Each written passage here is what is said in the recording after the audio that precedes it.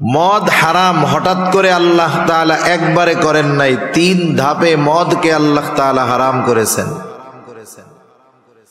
নবীজি নবুয়াতির পরপরই মদ হারাম হয় নাই, বরং বেশ কিছুকাল পরে মদ হারাম হয়েছে। অনেক সাহাবায়ে কেরাম নবুয়াতির পরে মদ হারাম হওয়ার আগে মদ পান করতেন, কিন্তু কেউ একথা বলতে পারবে না নবুয়াতির আগে আমার আপনার নবী কোনদিন মদ পান তো দূরের কথা, নবীজি কোনদিন মদ ছুঁয়ে দেখছেন এ কথাও কোনো কাফেরও বলতে পারবে না।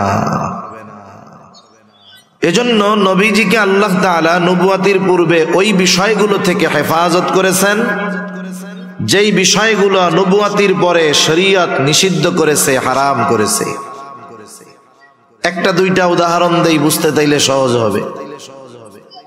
নবীজি সাল্লাল্লাহু আলাইহি ওয়াসাল্লাম কৈশোরকালের ওনার একবারের ঘটনা বলতেছেন, যখন তিনি কৈশোরকালে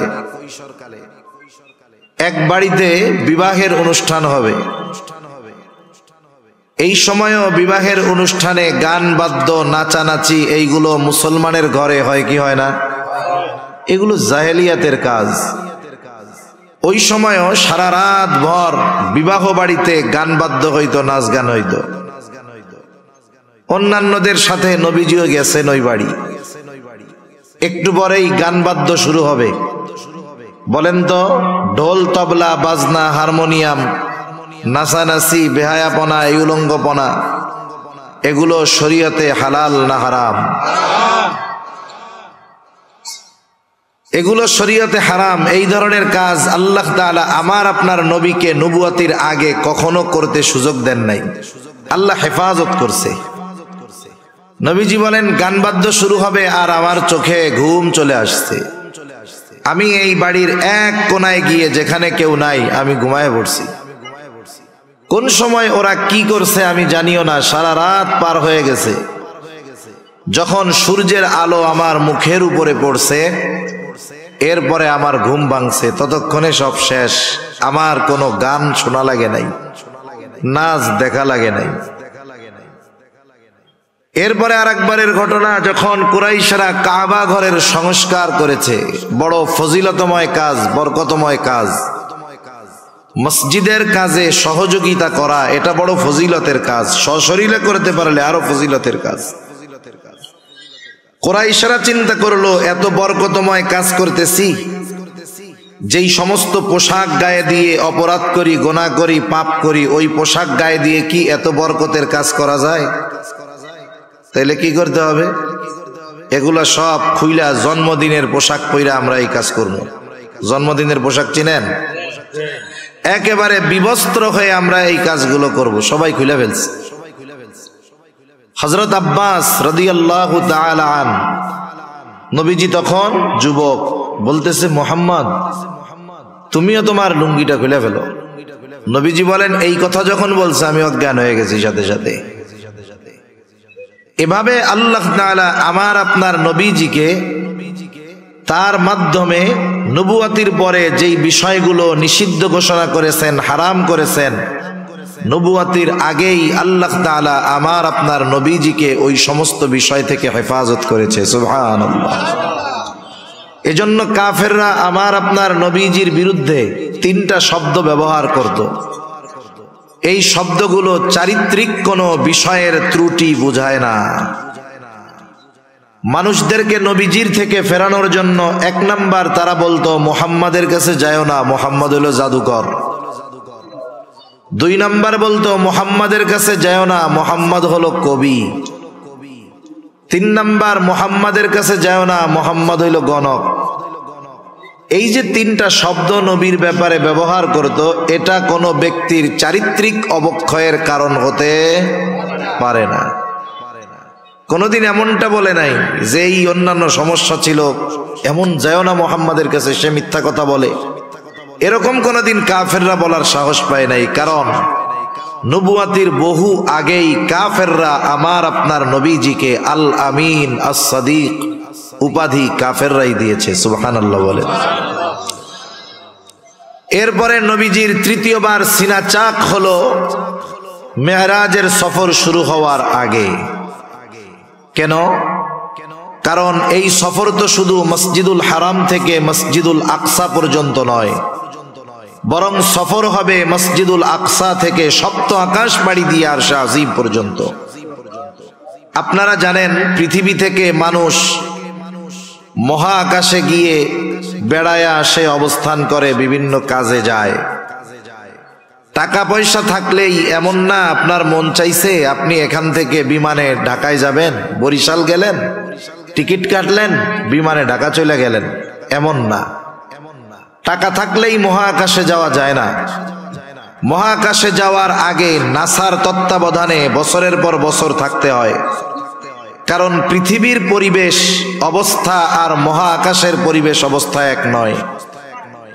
ওইখানে সবকিছু শূন্যে ভেসে থাকে, খাবার রাইখা দিবেন ওইটা জায়গায় থাকবে, নড়াচড়া চলাফেরা এগুলো সব আগে দুনিয়ার জমিনে শেখানো হয়, এরপরে তাদেরকে মহাকাশে পাঠানো হয়। নবীজিকে মেরাজের জন্য, এই দীর্ঘ সফরের জন্য বিশেষভাবে প্রস্তুত করেছেন আল্লাহ এই তৃতীয়বার সিনা চাক করার মাধ্যমে।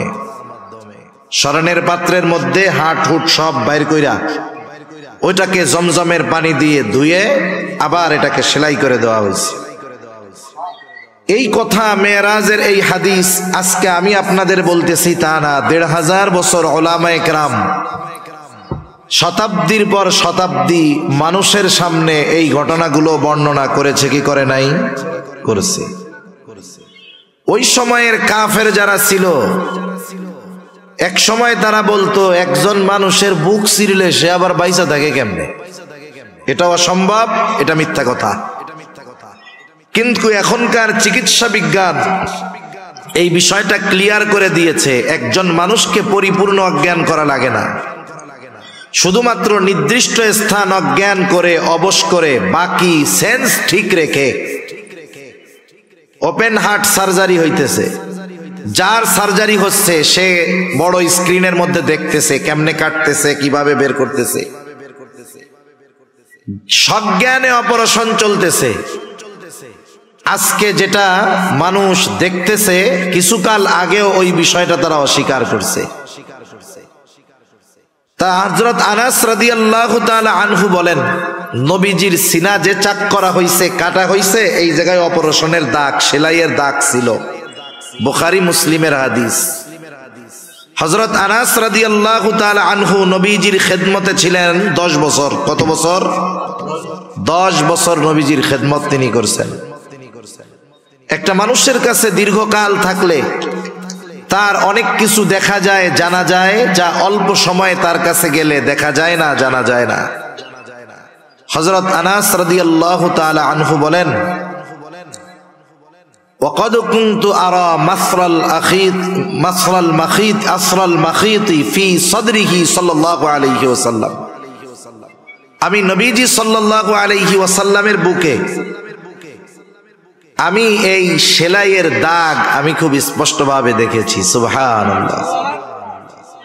নবীজির সিনা যে চাক হইছে এ ব্যাপারে কোনো সন্দেহ নাই। এখন নবীজির সফর শুরু হবে। প্রথম সফর হবে মসজিদুল হারাম থেকে মসজিদুল আকসা পর্যন্ত। সফর কিসে হবে? বাহন আনা হয়েছে, সেই বাহনের নাম হলো বুরাক। বুরাক এইটা কেমন? আমাদের সমাজে আগেও আমরা দেখতাম পোস্টার পাওয়া যাইতো, বড় বড় ব্যানার, সাদা এক ঘোড়া, পাশে 2টা ডানা, আবার মানুষের মাথা গলার কাছে লাগায় দিত, কইতো যে এটা হলো বোরাক, নবীজির বোরাক। নাউজুবিল্লাহ। হাদিসের মধ্যে বোরাকের বর্ণনা আসছে সেটা খচ্চরের চাইতে ছোট, গাদার চাইতে বড়, এবং এর এক একটা ধাপ এত দূর, কত দূর বলে দৃষ্টি সীমার শেষ প্রান্তে প্রতিটা পদক্ষেপে বোরাক পৌঁছায়া যায়। এইবার নবীজির সফর শুরু হইল। এ কথাই আল্লাহ তাআলা বলেন, সুবহানাল্লাযী আসরা বিআবদিহি লাইলাম মিনাল মাসজিদিল হারাম ইলাল মাসজিদিল আকসাল্লাযী বারাকনা হাওলাহু লিনুরিয়াহু মিন আয়াতিনা। আল্লাহ রাব্বুল আলামিন বলেন, পবিত্র মহিমান্বিত তিনি, পুত পবিত্র তিনি, যিনি তার বান্দাকে রাত্রিকালীন ভ্রমণ করিয়েছেন। ভ্রমণটা পুরা রাত্র ব্যাপী হয়েছে তা নয়, রাতের কিছু অংশে এই ভ্রমণটা সম্পূর্ণ হয়েছে। বিআবাদিহি, তার বান্দাকে আল্লাহ রাব্বুল আলামিন আমার আপনার নবীজিকে বলতেছেন আমার বান্দা, আমার বান্দা। মনে রাখবেন, দুনিয়ার মানুষের গোলাম যদি কেউ হয়ে যায় এতে তার সম্মান কমে যায়, কিন্তু কোন ব্যক্তি যদি আল্লাহর গোলাম হয়ে যায় তার মর্যাদা সম্মান আরো বেড়ে যায়। দুনিয়ার কেউ যদি আমার আপনার ব্যাপারে বলে এটা আমার গোলাম, তাহলে ইজ্জত সম্মান থাকবো। কিন্তু আল্লাহ তাআলা যদি কাউকে বলে আমার গোলাম, আমার গোলাম, আমার বান্দা, তার সম্মান মর্যাদা কত উঁচু পর্যায়ের এটা বোঝা যায়। কারণ ঈসা আলাইহিস সালাতু ওয়াস সালামকে ইহুদিরা বলতেছে এটা হলো আল্লাহর সন্তান, অপবাদ দিচ্ছে। ঈসা আলাইহিস সালাম মায়ের কোলে কি জবাব দিছে?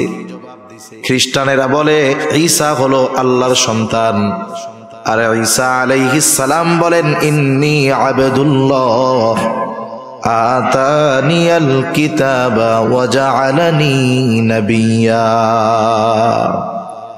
বলে আমি হলাম আল্লাহর বান্দা, ইন্নী আবদুল্লাহ। কার বান্দা? আমি আল্লাহর বান্দা। যারা পরিপূর্ণ গোলাম হয় এরা দামি।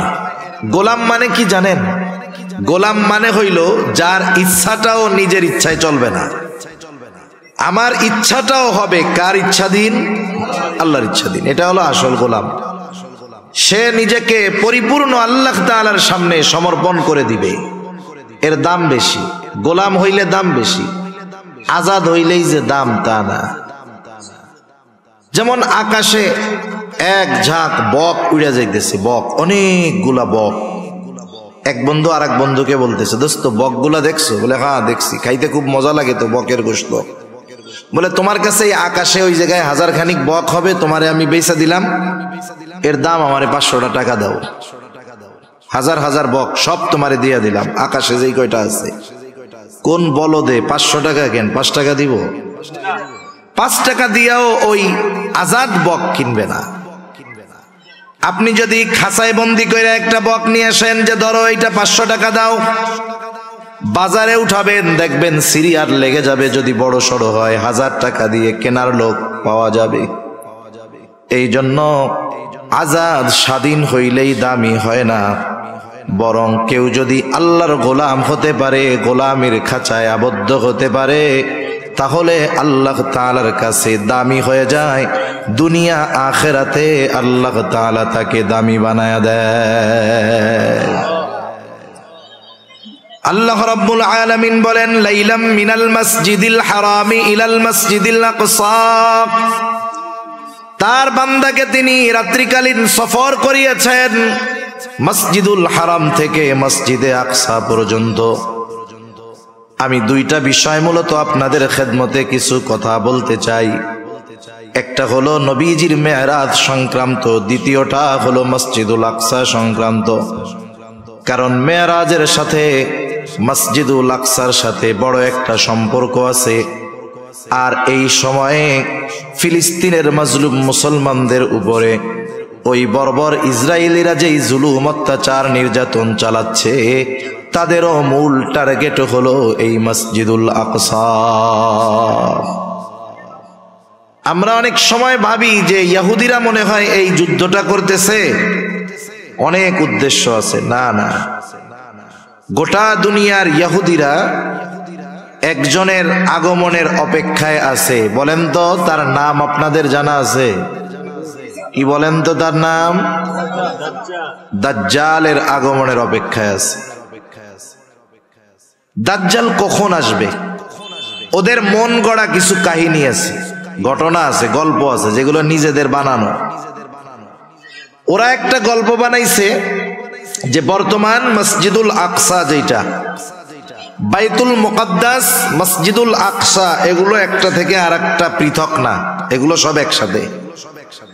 আপনারা যদি দেখে থাকেন দেখবেন মসজিদুল আকসা তথা বাইতুল মুকদ্দাস চার দিক দিয়ে দেওয়াল দিয়ে ঘেরা আছে। ওই পুরাটা জায়গা, ওর ভিতরে যতগুলো স্থাপনা আছে সব বাইতুল মুকদ্দাস এর ভিতরে, যেটাকে আমরা মসজিদুল আকসা বলি চিনি নাম হিসাবে, ওইটাও বাইতুল মুকদ্দাসের ভিতরে একটা জায়গা। এরপরে আমাদেরকে যেটা মসজিদুল আকসা হিসাবে দেখানো হয়, বিশাল সোনালী এক গম্বুজালা বড় স্থাপনা, এটা কিন্তু মূল মসজিদুল আকসা নয়, এটাকে বলা হয় ডোম অফ রক, কুব্বাতুস সাখরা। এটাকে বারবার আমাদের সামনে দেখানো হয়।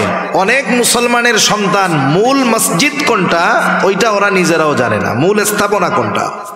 ওরা মনে করে ওইটাই মনে হয় মসজিদুল আকসা। না না, এটাকে বারবার আমাদের সামনে তুলে ধরার কারণ হলো মূলটা যেন আমরা ভুলে যাই।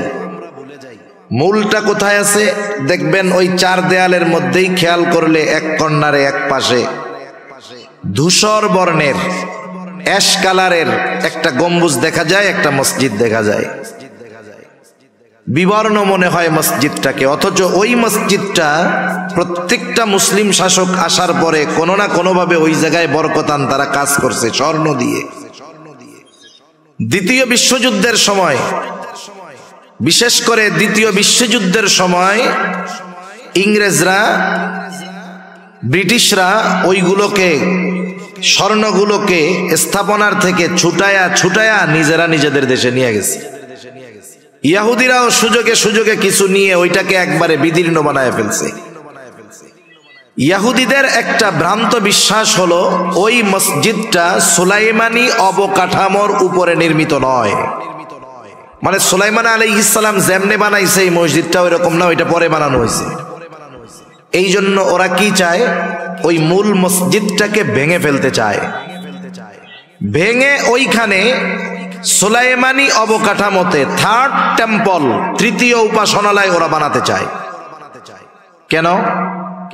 ওদের বিশ্বাস হলো ওইখানে যখন থার্ড টেম্পল, তৃতীয় মন্দির বা উপাসনালয় বানানো হবে তখনই দাজ্জালের আগমন ঘটবে। এটা ওদের একটা ভ্রান্ত বানোয়াট ভুয়া আকীদা বিশ্বাস। যেমনটা ঘটছে বাবরি মসজিদের সাথে। বাবরি মসজিদ 500 বছর ওইখানে মসজিদ ছিল, আজান হয়েছে, নামাজ হয়েছে, সব হয়েছে। হঠাৎ করে এই 20 শতাব্দীর মাঝামাঝি ইংরেজদের থেকে দেশ বিভক্ত হওয়ার পরে একজন গুজব উঠাইছে বাবরি মসজিদের নিচে নাকি রাম মন্দির ছিল, ওইখানে মুসলমানেরা মসজিদ বানাইছে। কি হইল? যেখানে 500 বছর নামাজ হইছে, মসজিদ হইছে, আগে কেউ কোনো কথা বলে নাই। যখন বানানো হইছে কেউ কোনো কথা বলে নাই।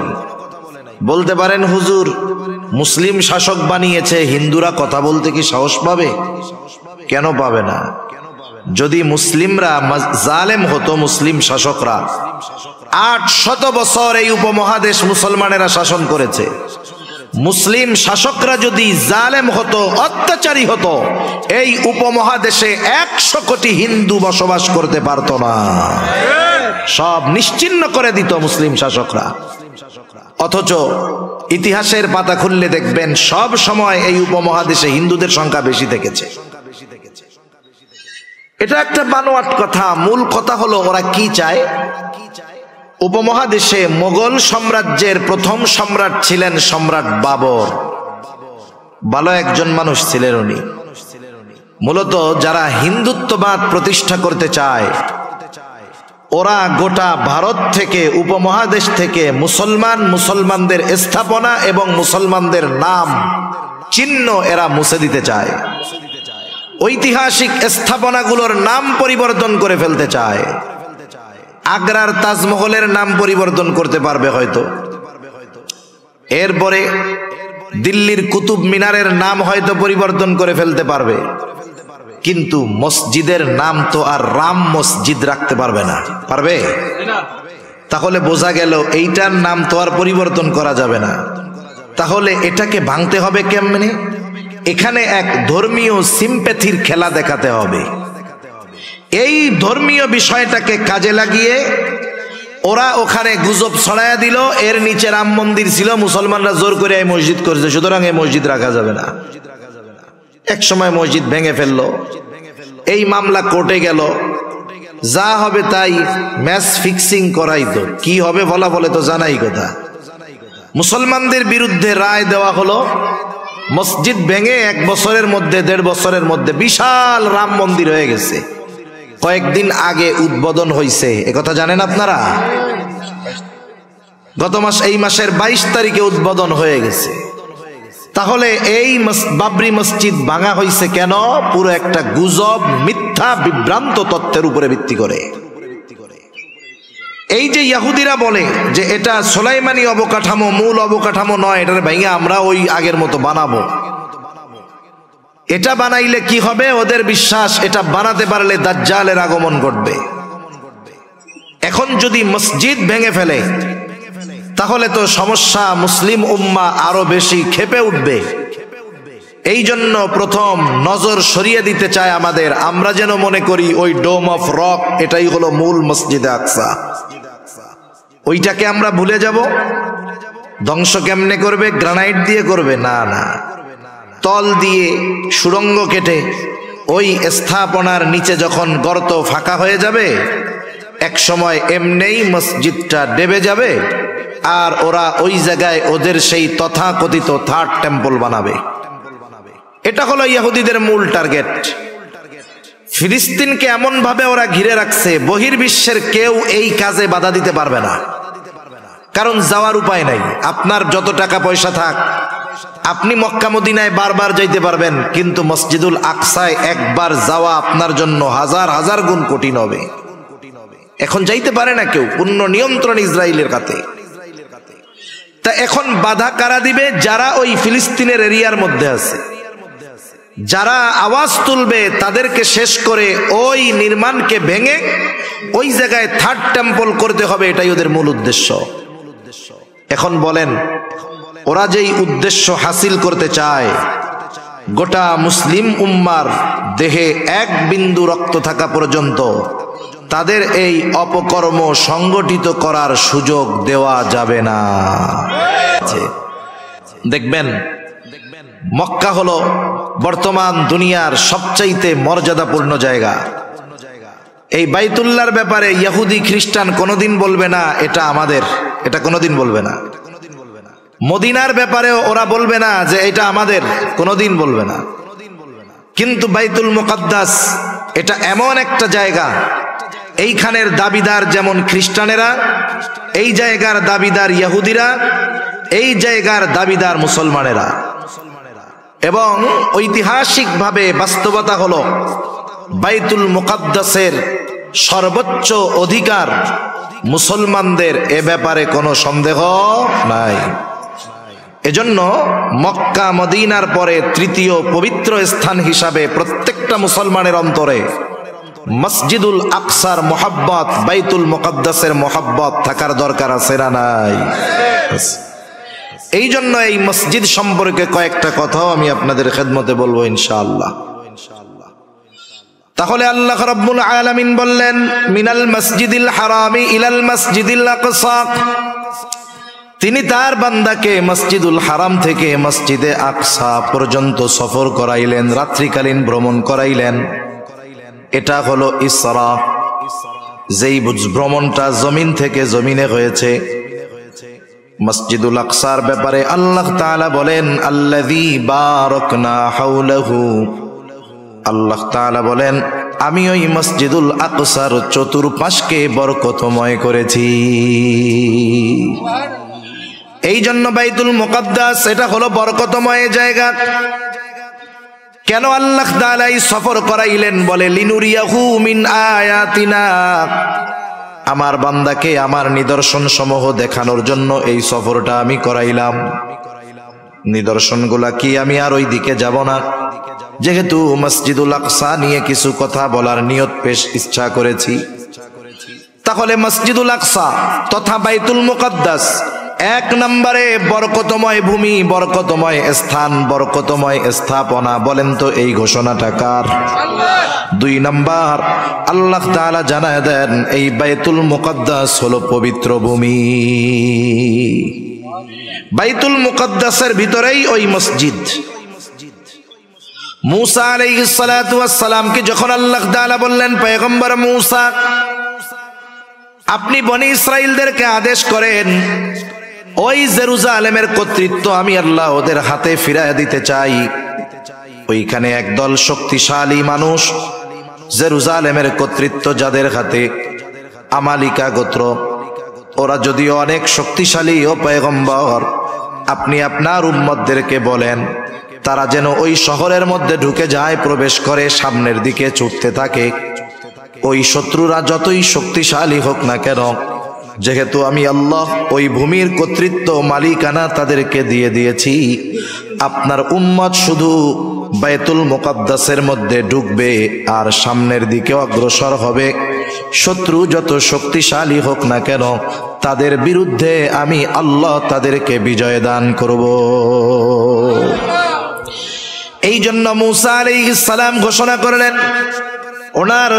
ওনার কওমকে, সম্প্রদায়কে বলতেছে, ইয়া কওমি দখুলুল আরদাল মুকদ্দাসাতাল্লাতী কাতাবাল্লাহু লাকুম ওয়ালা তারতাদ্দু আলা আদবারিকুম ফাতানকালিবু খাসিরিন। মুসা আলাইহিস সালাম বলেন, ও আমার সম্প্রদায়, তোমরা ওই পবিত্র ভূমির মধ্যে ঢুকে পড়ো, যেই ভূমির মালিকানা, যেই পবিত্র জমিনের মালিকানা আল্লাতী কাতাবাল্লাহু লাকুম, আল্লাহ তাআলা তোমাদের জন্য লিখে দিয়েছে। তোমরা শুধু ওই জমিনের মধ্যে, ওই শহরের মধ্যে ঢুকবা, সামনের দিকে অগ্রসর হবা, খবরদার পেছনের দিকে আসবা না। জয় তোমাদেরই হবে, তবে যদি পিছু হটো, ওয়ালা তারতাদ্দু আলা আদবারিকুম ফাতানকালিবু খাসিরিন, যদি পেছনের দিকে ফিরো, পিছু হটো, তাহলে ক্ষতিগ্রস্তদের অন্তর্ভুক্ত হয়ে যাইবা। আর যদি সামনের দিকে ছুটতে থাকো, ওই পবিত্র জমিনের মালিকানা তোমাদেরকে দিয়ে দিবে। আল্লাহ তাআলা কোরআনুল কারীমে জানায়া দিলেন এই জমিনটা হলো পবিত্র জমিন, পবিত্র ভূমি। তিন নাম্বার, এই মসজিদের অন্যতম তথা বাইতুল মুকদ্দাসের অন্যতম বৈশিষ্ট্য হলো এটা মুসলমানদের প্রথম কিবলা।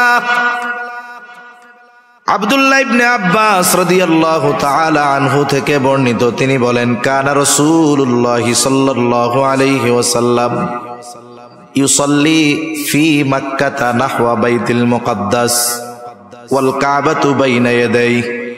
নবীজি মক্কায় যখন নামাজ পড়তেন, বাইতুল মুকদ্দাসের দিকে ফিরে নামাজ পড়তেন, কাবা ওনার আর বাইতুল মুকদ্দাসের মধ্যে থাকতো। বাইতুল মুকদ্দাস মক্কা থেকে প্রায় ১৫০০ কিলোমিটার উত্তরে। নবীজি যখন উত্তর দিকে ফিরতেন, সামনে কাবা থাকতো, এরপরে বাইতুল মুকদ্দাস থাকতো। তার মানে নবী দক্ষিণ দিকে দাঁড়িয়ে কাবাকে সামনে নিয়ে উত্তর দিকে মুখ করে দাঁড়াইতেন।